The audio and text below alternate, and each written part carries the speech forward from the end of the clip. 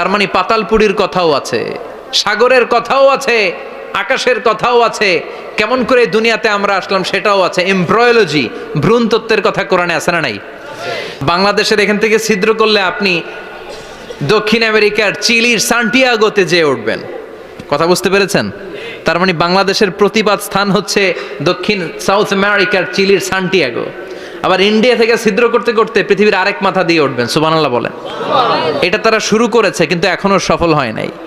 US এর নেভাল একাডেমির সায়েন্টিস্টরা pipe ঢুকাতে ঢুকাতে দেখে একটা পর্যায় শেষে পাইপ আর ঢুকানো যায় না, পাইপগুলো পৃথিবীর ভেতরে যেতে যেতে গলে গলে পানি হয়ে যায়।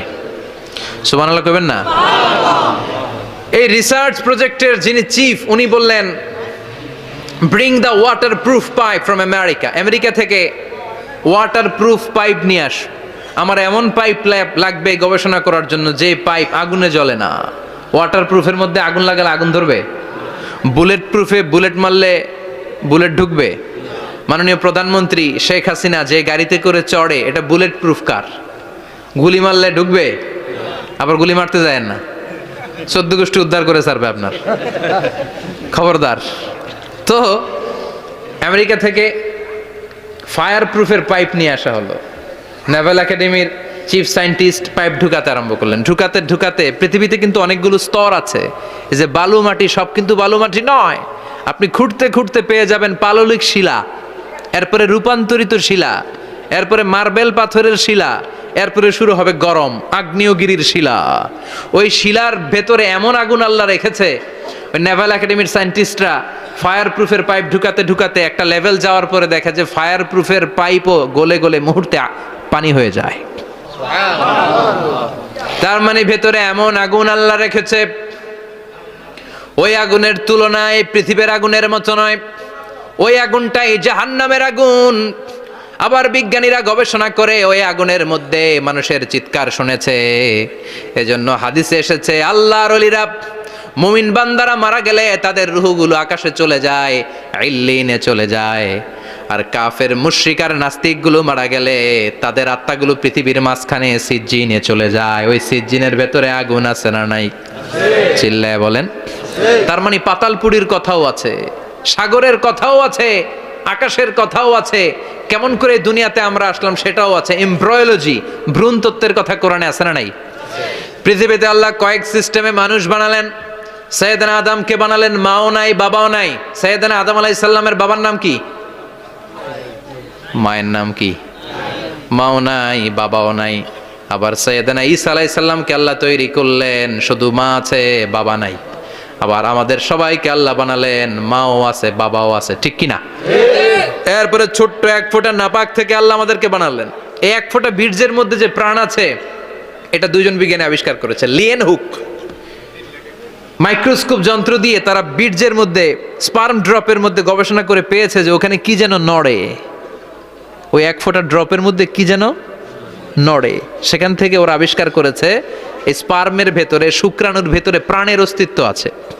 এক ফোঁটা স্পার্মে, এক ফোঁটা বীর্যের মধ্যে 20 কোটি যদি শুক্রাণু না থাকে, ওই স্পার্ম থেকে আল্লাহ বেবি দেয় না, সন্তান দেয় না। সুবহানাল্লাহ কোন? এজন্য আল্লাহ বললেন হাল আতা আলাল ইনসানি হিনুম মিনাদ দাহরি লাম ইয়াকুন শাইআম মাযকুরা। ও মানুষ, কেন এত অহংকার করো? নজর করে তোমার জীবনের শুরুটার দিকে একটু তাকাও। কি ছিলা তুমি? এক ফোঁটা নাপাক পানি, একটা স্পার্ম ড্রপ থেকে এসেছো। ইয়াখরুজু মিন বাইনিস সুলবি ওয়াত তারায়েব, বাবার পৃষ্ঠদেশ থেকে মায়ের গর্ভদেশের মধ্যে তোমাকে নিয়ে গেল কে? সেখান থেকে ফি যুলুমাতিন সালাস, 3টা প্যাকেট দিয়ে মায়ের পেটের মধ্যে তোমাকে প্রিজার্ভ করলো কে? আল্লাহ প্রত্যেকটা স্টেজ কোরআনে বলে দিয়েছেন। ফি যুলুমাতিন সালাস, 3টা অন্ধকার প্রকোষ্ঠে আল্লাহ আমাদেরকে প্রিজার্ভ করেছেন। মায়ের ভুলের একটা প্যাকেট, মায়ের জরায়ুর একটা প্যাকেট, আবার মায়ের পেটের একটা প্যাকেট। ওই প্যাকেটের ভিতরে পৃথিবীর কোনো কবিরাজের কবিরাজি কাজে লাগছে? ডাক্তারের ডাক্তারি? কোন কবিরাজ আমগরে খাওয়াইছে? চিল্লায় বলেন তিনি কে? আল্লাহ। এরপর আল্লাহ বললেন ফি যুলুমাতিন সালাস, ওটা অন্ধকার ছিল। যেই টেম্পারেচারে রাখলে তুমি সুস্থ থাকবা, যেই টেম্পারেচারে রাখলে তুমি আস্তে আস্তে বড় হতে পারবা, সেখানে আমি রাখলাম। সেখান থেকে আমরা হয়ে গেলাম জিমেট, সেখান থেকে জাইগট, তারপরে এমব্রয়ো, তারপরে ফেইটাস, ল্যাটার স্টেজ। প্রথমে ছিলাম ইনিশিয়াল স্টেজ, তারপরে ল্যাটার স্টেজ, আমরা বড় হতে লাগলাম। আল্লাহ আমাদেরকে হার্ট দিলেন, সিস্টনিক ডায়াস্টনিক, অলিন্দ নিলয় শুরু হয়ে গেল। রুহুর ফুৎকার আমাদের হৃদয়ে ভরে দিল কে? আল্লাহ আমাদেরকে স্কেলিটন দিলেন, কঙ্কাল, স্পাইনাল কর্ড দিলেন, আমাদের স্কাল দিলেন, মাথার খুলি দিলেন, লাঞ্চ দিলেন, ফুসফুস দিলেন, গল ব্লাডার দিলেন, যেখানে যেটা ঠিক যেমন ভাবে দেয়া দরকার মায়ের পেটে থাকতেই সেটা দিয়ে দিয়েছে কে? আল্লাহ। এরপর 8 মাস আমরা মায়ের পেটে মারে কষ্ট দিলাম। ওই মুহূর্তে আমার মা আমার জন্য যতটা কষ্ট করেছে পৃথিবীর কেউ ওই খবর রাখে না। জোরে কোন ঠিক কিনা? বোঝা হয়ে গিয়েছিলাম, একটা বস্তা। আমরা প্রত্যেকে মায়ের পেটে ছিলাম একটা কি বস্তা। এই বস্তা নিয়ে আমার মা খেতে যেত, ঘুমাতে যেত। এই বস্তাটা পেটে করে আমার মা রান্নাঘরে রান্না করত, একদিনও রান্না বন্ধ হয় নাই। এই বস্তাটা নিয়ে আমার মা টয়লেটে যেয়ে বসতে পারতো না। 8 মাস এরকম কষ্ট করেছে। এজন্য মায়ের মনে কষ্ট দিলে আল্লাহর আরশ কেঁপে যায়। মায়ের কাছ থেকে দোয়া নেওয়ার দরকার আছে না নাই? মায়ের মনে কষ্ট দিবেন? মায়ের সাথে বেয়াদবি করবা কেউ? মায়ের থেকে দোয়া নেওয়ার দরকার আছে না নাই? মা যার নাই সে জানে মা না থাকার কি জ্বালা। চিল্লা এখন ঠিক কিনা? যখন রাত্রি নিঝুম এই চোখে ঘুম, একলা শূন্য ঘরে তোমায় মনে পড়ে মাগো, তোমায় মনে পড়ে। যখন রাত্রি নিঝুম এই চোখে ঘুম, একলা শূন্য ঘরে তোমায় মনে পড়ে মাগো, তোমায় মনে পড়ে। ঠিক কিনা? এজন্য এই মায়ের জন্য দোয়া করার দরকার আছে না নাই? আল্লাহ বললেন 8 মাস 9 মাস মায়ের পেটের ভেতরে ছিলা, তারপরে দুনিয়ার বুকে তোমারে আনলো কে? ছোট্ট নাপাক ছিলাম, এই ছোট্ট এক ফোঁটা পানি থেকে আমাদেরকে বড় করছে কে? আল্লাহ। তার মানে এমব্রয়োলজি, ভ্রূণ তত্ত্বের কথা কোরআনের ভেতরে আছে না নাই? সে আল্লাহ বললেন ইয়াসিন ওয়াল কোরআনিল হাকীম ইন্নাকা লামিনাল মুরসালিন আলা সিরাতিম মুস্তাকিম। সুবহানাল্লাহ পড়েন। আল্লাহ বললেন ইয়াসিন, এরপরে বললেন আল কোরআনিল হাকীম, প্রজ্ঞাময় কোরআনের শপথ। বিশাল একটা শপথ কেটে আল্লাহ বললেন ইন্নাকা লামিনাল মুরসালিন আলা সিরাতিম মুস্তাকিম। ইন্নাকা লামিনাল মুরসালিন, অবশ্যই অবশ্যই নবী হে আপনি রাসূলদের অন্তর্ভুক্ত। চিল্লায় কোন সুবহানাল্লাহ। তিনি যে রাসূল এটার সার্টিফিকেট এই আয়াতে দিয়েছে কে? এরপর আল্লাহ বললেন আলা সিরাতিম মুস্তাকিম, ও নবী আপনি সিরাতুল মুস্তাকিমের উপর আছেন। যেই দোয়াটা প্রতিটা নামাজের মধ্যে প্রতিদিন প্রত্যেক রাকাতে সূরা ফাতিহাতে আমরা পড়ি, ইহদিনাস সিরাতাল মুস্তাকিম। ও আল্লাহ, show us the right path, show us the correct path. আপনি আমাদেরকে সোজা পথ দেখান।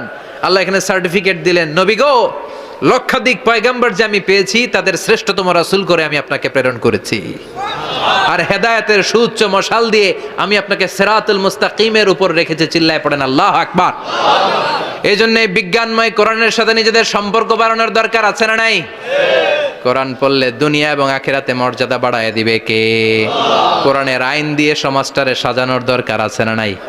কোরআন দিয়ে আমাদের সমাজটা সমৃদ্ধ হোক আমরা চাই কি চাই না? কোরআন দিয়ে আমার সংসদ ভবন চলুক, আমার 300 জন মেম্বার অফ দ্য পার্লামেন্ট কোরআনের আয়াত দিয়ে সংসদে কথা বলুক আমরা চাই কি চাই না?